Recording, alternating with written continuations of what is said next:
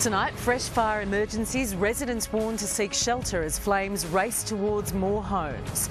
The exhausting battle to stop the Blue Mountains fires merging into a mega blaze hundreds of kilometres wide. We're not bulletproof, we're not miracle makers, but we'll do the very best we can to limit a death toll. 2 boys, one just 11, accused of lighting a fire that burnt through thousands of hectares. And the health warning for Sydney as the city disappears beneath a choking blanket of smoke. This is 7 News at 6 with Chris Barth. Good evening tonight from Mount Victoria, where, as you can see, homes are in ruins, lives turned upside down. The woman who owned the house behind me returned here for the first time this afternoon, too upset to talk to us on camera, and sadly we're being warned worse conditions are expected midweek. Late this afternoon, fires flared at Springwood and Wilton at southwest of Sydney, with people told to leave, and also at Bramble, that's near that big state mine fire. There are fears those fires burning in the Blue Mountains could form what the Commissioner calls a mega fire, a worst-case scenario that could prove unstoppable. Tonight, 7 News has reporters live across the fire zones with the latest warnings and predictions of what's ahead. Mark Ferguson begins our coverage. It was today described as a demon in the mountains, and in just about any direction you can see why. As the temperature climbed this afternoon, so did the flames. An emergency warning declared a short time ago at Springwood. Those on the front line now having to roll the dice to stay in the fight. There's been some very challenging, high-risk, aggressive firefighting strategies being deployed right across this vast fire ground. Nowhere more so than along the Bells line of road.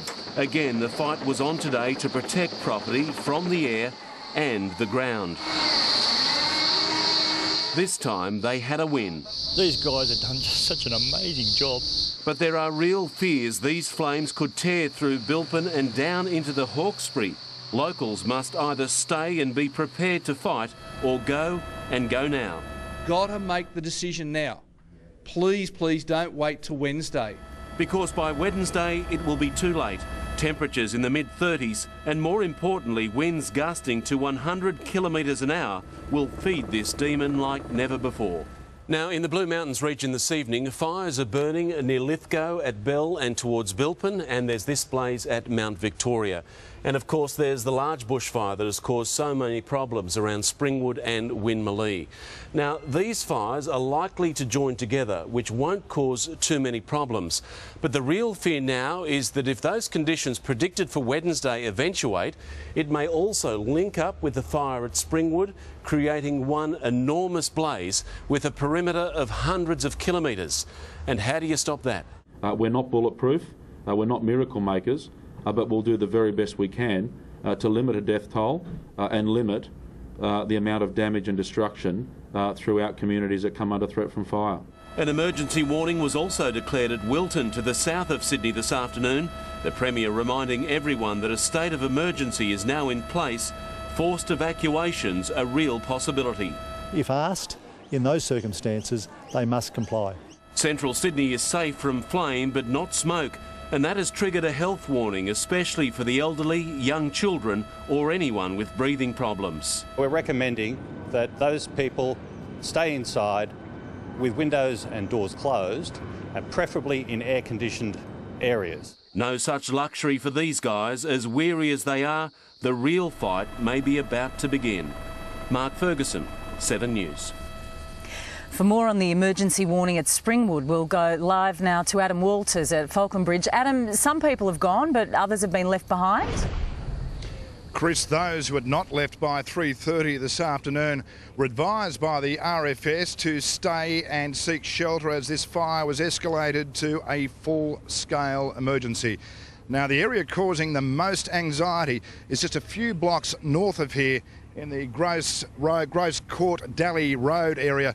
All the homes there are empty, but many closer towards us up the hill have stayed behind to try and protect their properties. A day of watching and waiting ends with high alert this afternoon at Falconbridge. We've got the kids gone.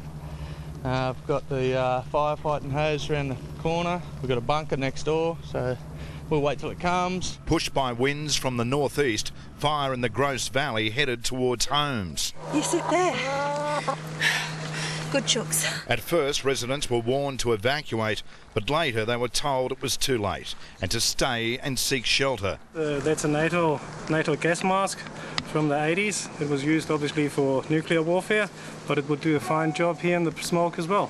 It had been a hot day for the battle-hardened people of Springwood, who were keeping a cool head in the crisis. They'd been overwhelmed by the generosity of others. If people want to give and donate, they need to be doing that in cash. Although the breeze was gentle early today, residents heeded the Premier's warning to avoid complacency. People shouldn't be scared. What they should know is the emergency services are planning for the worst case scenario.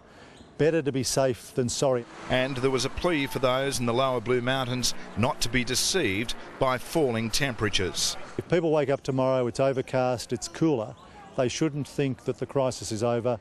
With the forecast gusts and winds tomorrow, it's every bit as bad as it was over the last couple of days. The firefighting focused on water bombing the valleys near Winmalee, and nor'easterly provided a valuable opportunity for backburning, just as crucial as the water bombing aerial surveillance. Interstate firefighters are providing valuable backup, reinforcing the effort on containment lines near Springwood and playing a vital role in door-to-door damage assessment. Hello, how you going? Hello, we're good, thank you. We're just doing pre-incident planning with all the neighbours in the area. Further north at Richmond, they were ready after all the predictions of another ferocious firestorm. Right now it's quiet, but it's very likely that this part of the Hawkesbury is going to see a significant inflow of inquiries and people looking for support. The destruction of so many homes in the lower Blue Mountains has created a severe accommodation crisis. All the hotels and motels are fully booked. Adam Walters, 7 News.